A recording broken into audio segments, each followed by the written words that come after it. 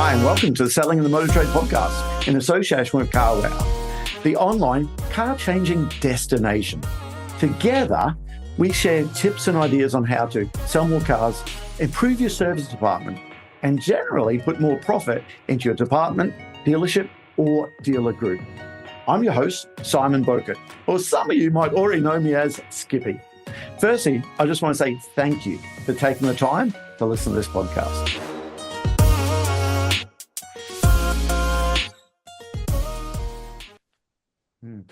Listen, I'm very keen to talk about this, okay? You did a roadshow, a trip around. You put lots of disguises on because people who don't know Joe, you're very well known in the US, and you want to see what it's like on the showroom floor. Now, our trainers, we do lots of stuff on the showroom floor. We'll speak to customers all the time, but you did it different, okay? Sure, the customers might not know you, but there's lots of managers would know you. Can you just talk us through exactly what you did? And I'm so keen to find out the good, the bad, the ugly, what you actually seen from a brand new. Can you tell us the idea behind it and what you found? Yeah, I loaded my pregnant wife and kids into a Sprinter van, and I drove around the country and sold cars at dealerships. And you're still married. You're still married. Still living married. in like Airbnbs and hotels and out working at dealerships. And I would show up and like I shaved the beard into a mustache. It was hilarious. And I would show up and they would give me like a golf shirt, like with a dealership logo and a new employee packet. And I would fill it out on the showroom so everyone would see it. And I would give it to the GM and I would written a bunch of obscenities on it. And then they would giggle and go shred it. And then I would go just be a new salesperson. I go start taking ups and working car deals. And, you know, at first it was like, hey, sorry, is this last year, 2024? Yeah. Yeah. So it's 24. I also did some in 23. And what I saw, and I'll probably do it again this year. Like I'll probably go because when you're out of it I got out of retail in 2013. Mm-hmm. So a lot has changed since then. And so for me, I wanted to see what was different and what was the same. And I think that when you probably see this a lot, when you pull yourself out of it and then you go back to it, you see the world through new eyes, right? Like you literally see, you're like, well, like this is, and I would say that for me, a lot of things really stood out. Like a lot of things really just stuck out to me. So management, people stacking the deal for you, or you would say penciling the deal. They didn't know who you are. They thought you just a brand new. No idea. They literally thought I'm some new salesperson. And what I would say is that, and then usually by a couple of days, the gig would be up because I did the deals together and I'm out there, closing and then I would start working the desk. So usually the second half of the week, I'd be basically working the desk and taking numbers out for people. But the first couple of days, I would say what I noticed was managers are exhausted. Like sales managers, we keep putting new jobs on them. So when I was a finance director back in the mid 2000s, finance submitted all the car deals.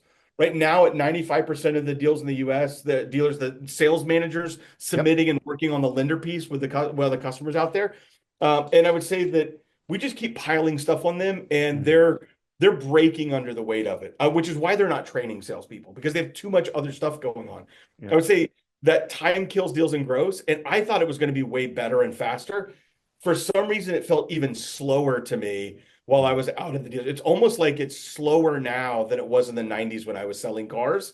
And we've got all this technology. And so you would see these things where it's like, oh, well, are ready to work a deal. Hey, have you logged him in the CRM? Oh, hang on, let me go get him in the CRM. Like you would see all of these start and stops and this back and forth with the customer.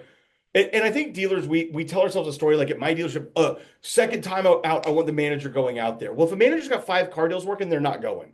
And so you would have a salesperson going back and forth and back and forth and back and forth. And a lot of times it wasn't because the customer was negotiating. It was because they wanted to see it at 72 months. They wanted to know what it looked like with 5. It was like simple data requests. I would also say that, I don't know why I thought this, Simon, but I thought customers were going to be nicer today. I was like, oh, they're going to be so much better than they used to be. Bro, customers are like meaner. Like customers today are like, I would say more skeptical. They trust us less. Like the trust gap between us and the customer, I feel like has grown. And for some reason, I just thought it had shrunk. And that shocked me as well. Yeah. Like you should go get a golf shirt and go talk to go take ups like they literally like just look at you like, ugh. Like, and that's the vibe. I I'm super friendly. I'm like, hey, welcome to the dealership. I'm Joe. I'm really excited to give you a great experience today. Is this your first time here? Are you looking for great, your first time? Well, let me share with you what you're about to be a part of. Like, I'm a very vibrant and Yeah. happy and like people were just like, and I think it's because the trust gap is there. And then I would say, But we man, cause like, that. We cause that because they get so much information online. You go and book a holiday, you got all the information. Go and book a flight, you got all the information. You decide which one. We don't go into travel agents anymore, and we're still trying to put them into an old travel agents, aren't we? yes. That's why the So, trust gap is growing. so where in Italy would you like to go? No, I've already told you. I want to go to Rome. I want to go to Venice. And like, okay, so we're like, and so yeah, we shoved them into this. And then I would say that it was shocking to me to watch the negotiation process. I've negotiated thousands of car deals. Like I've closed thousands of car deals as a salesperson, as a sales manager. And I never saw it then. I see it now. Salesperson gets back, they go to the desk, and the customer literally just does this. Oh, oh, right. Like they just like, and then Losing the the will to salesperson live. goes out. And this is what it looks like from the customer side. You ready, Simon? All right, let me show you what our manager's willing to do. And they like slide it across to you, and then they put their hands and then they just stare at you. And you watch like it's like this weird moment that happens where the customer's anxiety goes to the roof. Really, the salesperson anxiety goes to the roof. And it's just like this unnecessary thing. And it also distracts great salespeople from doing what we really want them to do. Think about how many great salespeople that had all the potential in the world that never really made what they could have been because they were just focused on working car deals. Let's just get them on paper and try and close this car deal. What do great salespeople get them to fall in love with the car so that when they go to work the car deal, it's easy, right? Like one of my favorite salespeople I sold cars with, their name's Summer. They were a Starbucks barista. They got like blue hair, like total Gen Z like kid, right? And selling 20 plus cars a month, every month like clockwork. And I asked someone, like, hey, what makes you so great at selling cars? And their response was, like I just am good at reading people and figuring out their vibe. And then I find a car that fits that vibe. And then it's really easy to get them to fall in love with it. And then everything takes care of itself. That's actually the perfect answer. Like that's what the answer should be. And so I would say that's the other thing that I confronted was, man, salespeople today are wildly different than when I started selling cars. Like the Gen Zers, we had this huge turnover problem happening in the US because people that started selling cars in the like 20s and 21 and 22, it was a different market and the market conditions were different. Completely Right? different. And so now they're having to actually sell cars in a It's competitive not order market. taking anymore. It's not, hey, listen, the whole sales process was, hey, we got one, got four other people want it. Do you want it or not? That market's, we're in the push market gone now. Yeah. And so what you have is a lot of those people are leaving and they're getting replaced with, a 23-year-old that was working at an Amazon warehouse, which is what it used to be, right? Yep. And I think that what we're struggling with is, I'm going to say something controversial. I think this Gen Z sales force, Simon, has more potential than any of the last 3 or 4 generations. Like they are, if you can unlock that potential, they're so good at selling. But I think the problem is we're struggling to figure out how to unlock that potential, right? We're struggling as an industry to empower them with tooling and information that makes it feel seamless and easy for them to execute a process. And so like, all right, here's what I want you to do. I'm going to draw out this green line. Here's a Sharpie. I'm a smiley face. Here's what I want you to go tell them. And we don't give them tooling that makes it easy to get a customer to say yes. When I was out selling cars, part of what I was doing is I would start with paper and then I would use technology to present numbers. So I'd use AutoFi to present the numbers to the customers. The shift in the ease of the car deal by presenting everything interactive on a screen with a customer was like wild. So like I was selling cars on paper and then I'd be like, okay, I'm going to try AutoFi now. And I would go out and I'm like, all right, Simon, here's the car we just drove. This is the stock number. Is this the vehicle you'd like to own? And you go, yep. And I go, great. Then let's build your deal together. And I would turn my chair like this, and I would turn the computer screen. And the customer would turn sideways like this with me, and I would just read what's on the screen. Okay, so with 10% down at 60 months, you're at a 782 payment. Is that what you would like to do? And you know what the customers would do? They go, okay, we'll put $5,000 in. Okay, $5,000 down. Exactly. 60 months. Not okay. running back and forth, back and forth. And I would just play around with it. And overwhelmingly, and this may not be normal for everyone doing it this way, but I would have a customer play around with it and go, okay, I'll do that one. Yeah. Wait, what? Like, not ask for more in their trade, not ask for like, okay, I'll do that. Okay, well, what's the rate you're using? Well, we're using 785. I think I can get better. Great. Then click continue. Let's submit it to the lenders. It'll go to the top 3 to 5 for your profile. You'll let the banks compete for your business. Which one? And then you pick what's best for you. Like I never had to get up. And so the But flow. Joe, this, sorry, I'm cutting you off. I hate that. This, I'm loving this. There's some real good science behind why that works. The fundamentals of why people buy things is comparison, value, scarcity, urgency. Okay, they're not Yes. ours. Robert Cialdini will talk about these fundamentals that have to be satisfied. I'm a Okay. huge Cialdini fan. I've been through his institute. Oh wow, absolutely. Yeah. So comparison. If we can't satisfy comparison within the dealing process, they need to get from somewhere else. And what you've done is you're letting the customer have their own comparison. What is it over 48 months, 42 months? Let's go. You guys will do 72 months, which we think's mad on this side of the pond. Okay. 84 months. Some dealers are up to 96 months now. 96 months. And that's a car, not a house you're talking about. Wow. Correct. That's it. But it's the comparison. So actually they satisfy their fundamental need for comparison. If we don't do that, they have to go and get it from somewhere else. And that's where you create the shopper there. Yes. Yes. Like Simon, that was my experience doing it. And then I told people at AutoFi. So this is like the deeper story, right? Yeah. So I have guys that work with me at AutoFi that were hardcore core retail. My director of change management, or senior director now, because he just got a promotion. He was my general sales manager when I was a general manager. And I told him, I was like, Matt, you got to go try selling cars with this because I've never seen anything like it. And he was like, I don't know. I was like, bro, you just need to go. And so I got him to go work some car deals using the technology. And I can remember him coming and be like, bro, it shouldn't be this easy. Like it shouldn't. And I was like, I told you, like sheet of paper equals resistance. Turn the screen and let them play with it. And they do exactly what you just described, Simon. It's okay. I'll do that one. Yeah. Well, actually, I'm going to be controversial now, but I'm just thinking of some of the dealer groups I work with. And we'll go in there and say, you know what? Leave Paul.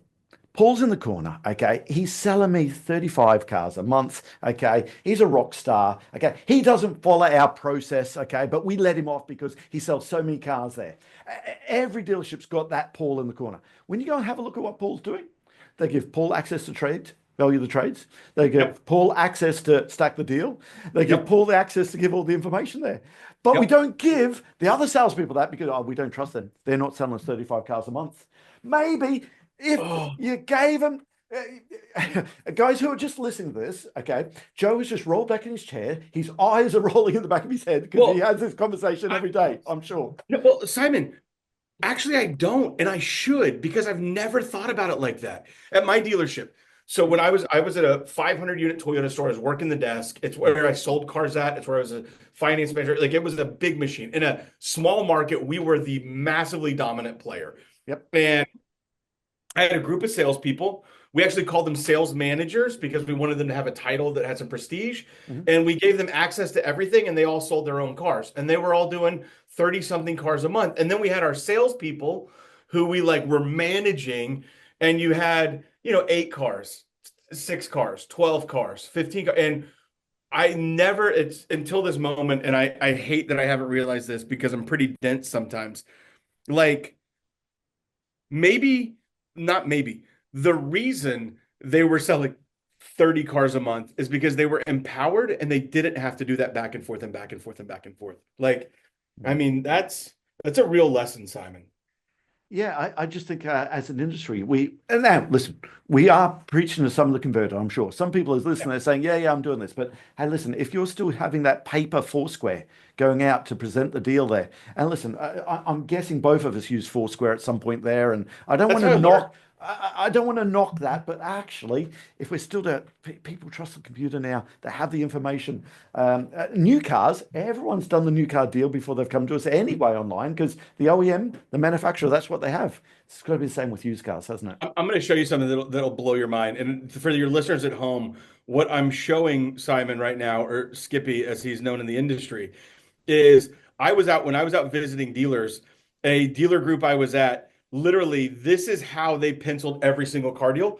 You can see it was written down on a sheet of paper in Sharpie, nothing printed out. This is an A4 sheet of paper, guys, but it does have a smiley face on it, like I get on my Starbucks receipt. Okay. And I'm at the store and they're like, no, this is how we work. So you don't even print out the legitimate information. No, we work it with it. And that's still a common practice that is out there. it is crazy. You go and hire a car from Hertz, that wouldn't happen, would it? No. No other industry, it just would not happen there. That's really interesting. So listen, okay. The other thing I want to have a look at is, so you're undercover, okay? You're the brand new salesperson, okay? This is for the managers there. How did managers treat you? What did you see were the great managers there? How did they help? I don't know, is it load your lips, or were they just, did they listen? Did they come out and coach? What separated the great managers from the, all right ones? So, if I'm being really honest, the best manager I worked with is probably 24. Mm-hmm. And most of the time when I would show up to start working deals, managers would almost be caught off guard because I would show up with everything ready to go to work a car deal. And so I would come to this, all right, I got everything ready to go. This is what their payoff is. Like I would just have my ducks in a row. Like, all right, get everything together. Let's go work this car deal. And I was very active. Like I was out taking ups. I was getting customers. I was not standing around. I'm not there for practice. Mm-hmm. I mean, technically I am, but like and so a lot of times I catch them off guard. The best manager I worked with was probably 24, 23, 24, is young. It's only sold cars for a couple of years, have been really good at selling cars. But not just my deals, every deal that was at the desk. If he asked a question and you didn't give him an answer that made sense, or you even gave an answer that made sense, but you didn't sound confident, he would just get up and go talk to the customer. Like there was no, I'm coming out on a PO. He would just get up, go walk, and start sitting down talking to the customer. With you. Oh yeah, and I would follow right along with him, and he was. I'm like, all right. So and so for me, that was probably, and he's running really great numbers, and I think it's because his salespeople know, like, you're not going to pull one over. He's not just going to take your word for it. He's just going to get involved in the car deal, and then I saw some managers that there's a lot of managers that seem really disconnected, but it's because they're doing tons of other stuff. Yeah. So I see lots of managers that are on the phone with the dealer trade. They're talking to the used car department. They're like, they're just caught, like they're just in this motion. Like this is what it looks like. Just nonstop all day, every day. Not bad people, not lazy, just doing everything else. They're just doing everything else. And then when it's time to work a car deal, they'll set it all aside to work the car deal, but they're not proactively pulling everybody together to train. There was one store I was at that when you would get there for your shift, you would meet on the showroom and they would do like a pre-meeting before the shift. But most of them, you just showed up and you would like, I was shocked at some of the stuff I saw. This is like real car guy stuff. At my dealership, when I was a manager, you had to check out and I would check you out red, yellow, or green. It was in our CRM. I didn't know that wasn't what everybody did. There was dealerships where people would just leave and I'd be like, you didn't check out? Like, how does the manager know who's here, who's not here right now? Like, people be like, oh, it's 5 o'clock, I'm out of here. And I'd be like, we're going to go check in with the debt. Like I saw lots of variance in the levels of systems and controls and in the levels of like manager engagement. There were some stores where managers seemed like almost disinterested in what I was doing. And then there were some stores that, like the one I was describing, where that manager's up and getting involved in it. There's some stores where they're really coaching salespeople at the desk. I had one manager who would literally, okay, here's what I want you to tell them. Tell me what's going on with this. Someone's, okay, here's how I want you to go do this. I'd have other managers, they would just slide it to me and then go back to doing what they were doing. So I saw a really wide variety. And they thought you were a brand new salesperson, 1 week in the job. They'd still slide a deal to you. Just slide it to me. Wow. Okay. And we wonder why staff turnover is huge. I'm like, bro, I told you they got 2,500 down. They're trying to be at 550. You just gave me $8,000 down, 880. Do I need to get a real salesperson? Do I need to get a veteran? Okay, no, I got it, bro. And then I go out, hey, congratulations, right? Like it's, the great news. Instead of your 250 a month, you're at 600 a month. That's brilliant news, isn't it? Yes. Oh yeah, man. I would also say that like the one thing I would call out that I think was a really good thing is the follow-up tools today are way better than they used to be. So I was using DriveCentric as a CRM and I loved it at a couple of the stores I was at. I closed car deals with sending people GIFs and videos. Like the amount of times I'd be like, what up the knot in Charinda? This is Joe St. John, your salesperson out here. And hello, Subaru. This is and I would like send videos directly to customers and they would get it in a text message and immediately start texting me. And I was shocked at how good those tools were at me. Like I closed a deal with like a GIF of somebody doing this and walking forward with their hand. And then the customer sent back a GIF like this. And it was playful and fun. And it allowed me to feel like I could extend my personality beyond the walls of the showroom. So in this digital age, do people still buy people? Is that still as important as it's always been? Yeah, I think it's a difference maker. I Mm. think that there's a lot of people that buy in spite of people, right? Like I think there's a lot of Yes. people that want the car that they want. I like my mom bought a Subaru not too long ago and had that experience where she was like, I'm gonna buy it, but I do not like this guy. Like I think people still Yeah. buy in spite of people if we have what they want and it's priced effectively. There's a lot of factors, Mm. but you can't deny that it's not a people business because you Yeah. can have two salespeople at your dealership, one doing 30 cars and one doing 10. And so for me, what's the difference there? It's the people. And when I travel to NADA, we have a special rate at NADA with the Ritz-Carlton and Tyson's Corner. I still book it through the app, but when I get there, the reason I book it is when I get there, like, oh, Mr. St. John, welcome back. I go to the Entice restaurant and bar, I sit down, and Sasha immediately slides me in Manhattan because it's 8:30 at night on a Monday and I just landed and asked me, do you want the burger, Mr. St. John, or do you want the biryani? Because those are the two things that I always order. And it like makes me, it's why, like I could stay anywhere. That's where I choose to stay. And I think that it's those things that are psychologically and subconsciously influencing us to want to move forward. The reason why I asked that with this technology, and you are the chief customer officer at AutoFi, okay? Yeah. And I'm going to get you to explain exactly what that means now for people on this side of the pond. Can you tell us a little bit about how AutoFi helps speed up the process? Okay, for someone who's never heard about, and you know how these works. Make it not a sales pitch because people on this side of the pond can't buy it anyway. You can't buy it anyway. Yeah, So okay. here's what AutoFi does.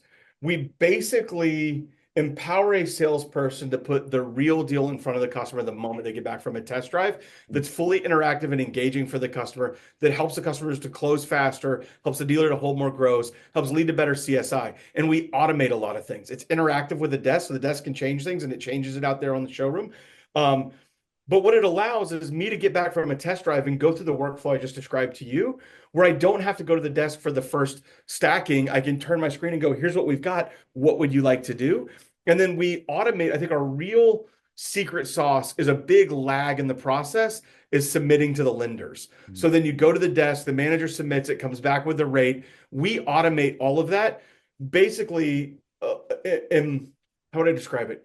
In using mountains of data, so millions of approvals, to decide what would be the top 3 to 5 lenders for Simon's credit profile on this deal structure on this unit of inventory, based on the probability of an approval at the lowest rate with the biggest back end available. And so we're like building out a work stream that allows me to submit to the lenders and get a better probability of callback than if a manager does it and just guesses. And the data is pretty overwhelming. Most managers, when it comes to submissions, don't have any logic in how they're submitting. They're using gut feel based on, Yes. oh, my TD rep was here last week. They brought me golf balls and told me about a new program. Let's try TD out and see what happens.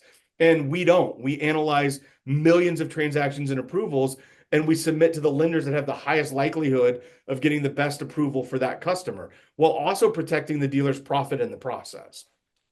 Are there many dealers in the US? And again, I don't know that market, but I was speaking to someone in the Australian automotive industry, great dealer, really knows his stuff. And I was speaking to Jeff. Hi, Jeff, friend of the show. Jeff is not a client, he's a real good friend. And we're talking about you got to put the deal in front of people as quick as you can. And he was saying that, hold on, still there's this salespeople sell the car, and then you go to the finance manager, and then they sell. And I can remember when I started 17 years old, you'd sell the car first. And I was thinking, well, why would someone buy a $28,000 car, okay, not knowing how much a month it's going to cost them? You wouldn't mortgage a house without knowing how much the mortgage is going to be. You wouldn't buy a can of Coke without. Does that still happen where you have this? We used to call them bolt-on business managers years ago. Sell the car first, and then you go over into the business manager. That doesn't doesn't just still. happen. That's the normal business model in the US. So 99% most likely, that's a made up number right now. But the vast majority of dealers, the salesperson sells the car, and then finance does the securing of the finance, which is typically done by the desk. So the presentation of the payments and the F&I product menu upsell. And then they do the contracting. Wow. Surely and AutoFi, you just bring all that right to the beginning, right Yeah, there, and you because can it's that monthly payment's the important thing for me. yes, and you can empower. We've built our software to be flexible enough to empower multiple different strategies and work streams for the dealer. We have some dealers that it's about closing the customer on the payment as fast as possible, getting the submission, choosing the best rate for the customer with the rate markup applied, right? And then getting that into the F&I office in as quick of a process as possible so they can present the F&I products. We have other stores where they do everything on the showroom and the salespeople sell the F&I products. And we have stores like that that are doing the entire deal start to finish from the time they get back from the test drive. So salespeople doing the finance deal, everything, and the business manager then is doing the admin, basically. Is that right? Yeah. So I'll give an example of a model. We have a dealer group we do business with where they have basically their sales managers or sales manager slash F&I managers. They can kind of do both. Yep. They're driving everything out there. They have a biller. I don't remember what they call it, but she worked at a credit union, like breaking down car deals and fund. So she was a funder. She would do the funding at the, like, make sure everything was right. Every time they sell a car, she puts the e-contracts together, has it on an iPad and gives it to the salesperson, then signs the customer out. And so like that group of stores, they're getting back from the test drive to contracting in 20 minutes. Like it's 22 minutes, 24 minutes, month by month. They're in 20 minutes from post test drive to contracted and taking their car home. Wow. And do you have data on what that does to their gross, their profit? Yeah, for that group, it's up. I'll give you the not real specifics, but just overall how. No, I'll give you specifics because we did a case study on them. Since moving from paper to technology, their front to back incremental profit per deal is up $911. Like, wow. Think about that. And what's wild too is their average units per salesperson when they went from paper to a technology empowered checkout using AutoFi, their average salesperson got up 48% in units per month. That's the driver that in the US is the one that I think is the least talked about but most valuable is how do I get my 10 car average or my 8 car average salespeople to sell double? Because my cost is about the same and it just all rolls down to net profitability. Cool.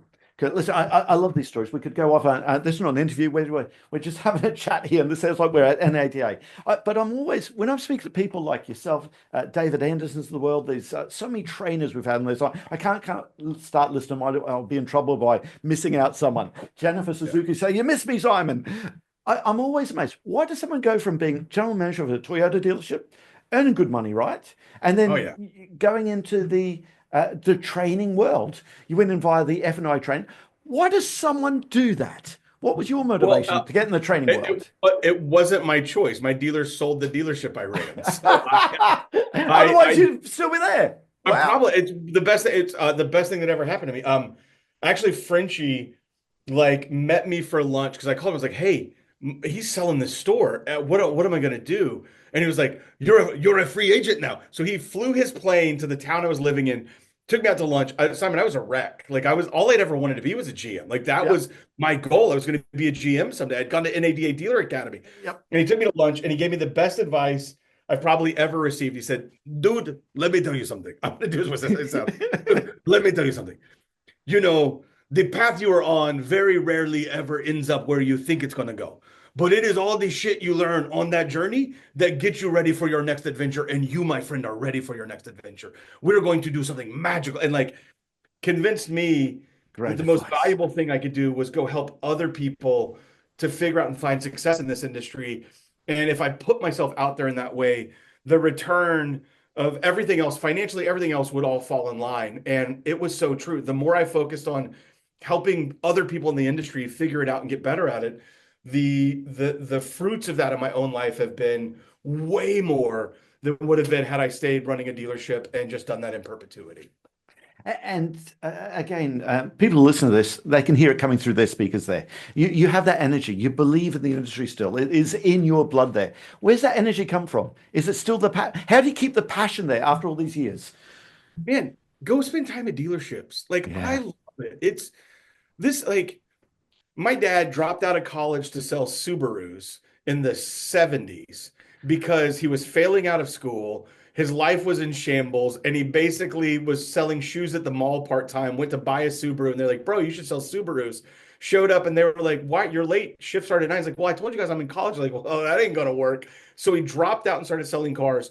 And my life was made unbelievable because of that. I got to study. So when I was in college, I got to do a summer at Oxford. I was at Lady Margaret Hall. I got to do a summer at Cambridge. I was at Magdalen. I literally have had these experiences that were all paid for by dollars that were generated by parents that worked at a dealership. if anyone understands the power of this business to transform people's lives, it's some of the children of this business like me. And I look out there and I see story after story after story of people who got their life together through the car business and created a future for them and their children and their families that is wildly different than any other path they could have gone because most of those other doors were closed for them. And for me, I have this insane love for this motor trade because it's been such a meaningful part of the story of my life and of so many people I care about. I have a good friend, Chris Mathurin. He's on LinkedIn. You should look him up. He's one of the top State Farm salespeople in the world. And he was a 22-year-old college graduate with no prospects. It was like a C student. He borrowed his dad's suit and walked like 3 miles to a career fair. And the only person that would talk to him was basically me at a car dealership because I was hiring salespeople. And he now, like, his success has just been unbelievable. And it was that like opportunity our business gave him that helped him to find that way. And that story is not unique. That story is told over and over and over and over again. And I love getting to be a part of that. And I feel it my mission to do everything I can to help this business to keep evolving and moving into the future so that it creates opportunities for future generations to experience the same thing that the car business gave me. So we're not going to be replaced by AI. We're not going to be automation's going to take over. I sure don't think so. I think all those things are tools that should make us better and more effective. I leverage AI all the time. Yeah, we should. So I want to go backwards then. Okay, you've learned so much doing working for Audify and teaching at the academy. You see all the good, the bad, the ugly, everything there. And in wrapping up, I want to go backwards now. If you went in back into general manager, you owned your own business, and I'm driving the way I'm thinking about this is someone's listening to this thinking, okay, I like Joe. He's learned lots from what's the good, the bad, the ugly out there.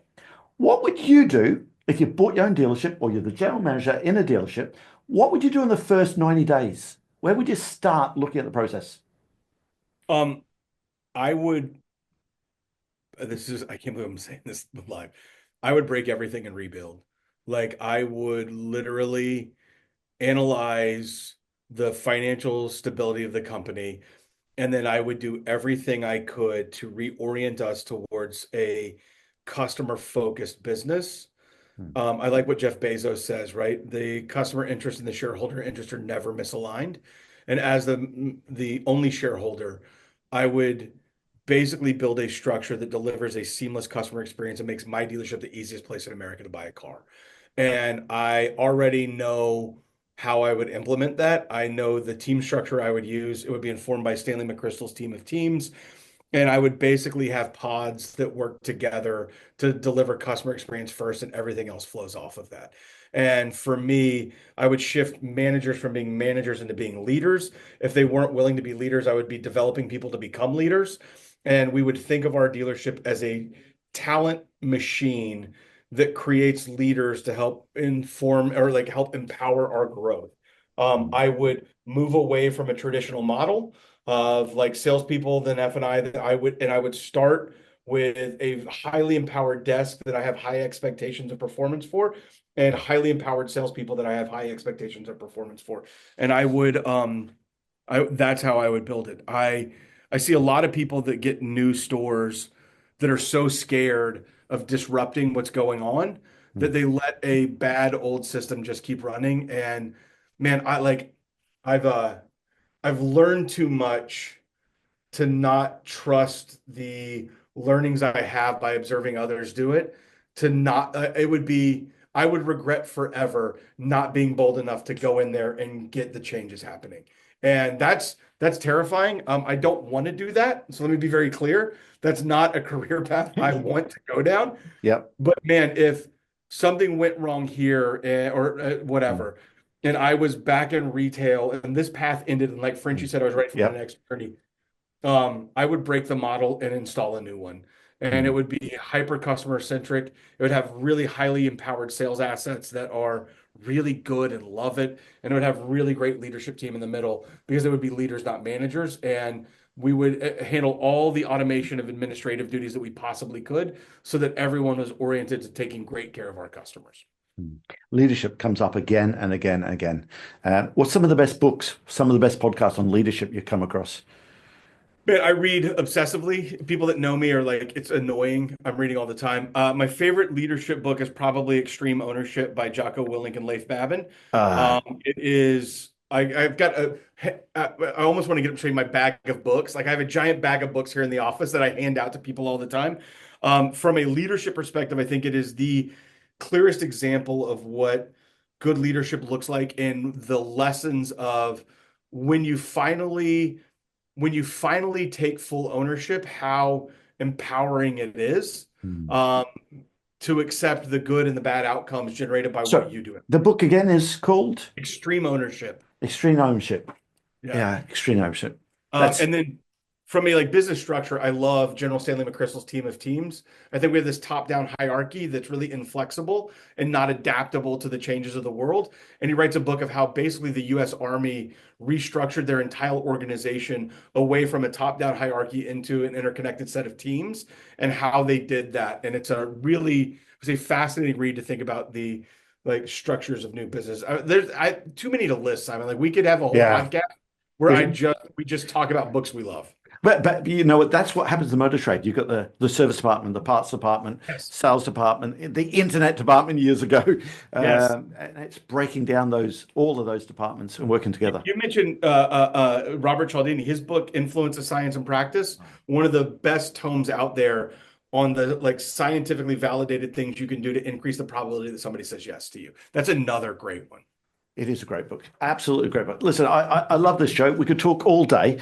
If you could leave just one thing. So you speak at NADA conference, you speak at so many other conferences all the time. Okay. If there's just one message you want to leave our audience with, okay, any message you'd like to leave them with? It's the one I started with. Time kills deals and grows. Let that inform everything you're doing because it is hurting you and you don't realize it. Joe, listen, it's been worth the wait to get you on the podcast. I love it heaps. How do people get hold of you? LinkedIn, what's the easiest way to find you? Yeah, you find me on LinkedIn, Joe St. John. You can email me directly at joe@autofi.com. It's JOE@autofi.com. Come to the AutoFi website, www.autofi.com. It's got all our contacts on there. If you ever want to reach out, shoot me an email. Find me on LinkedIn, and I'm a fast responder. I will respond in GIF. It's my favorite form of communication. If you call it a GIF, we're not friends anymore. I look forward to connecting. Listen, it's been great to have you on the podcast. Thank you again. Thanks, Skippy. I appreciate you, man. That just leaves me to say that all details of this episode and other episodes on the selling in the motor trade can be found on our website, symcotraining.co.uk. Go there to get a copy of our book, Words That Sell Cars. Go there to sign up to a free trial of our Sales Fitness online sales training program. Easiest way to get hold of me is Simon Bowkett through LinkedIn. Thank you.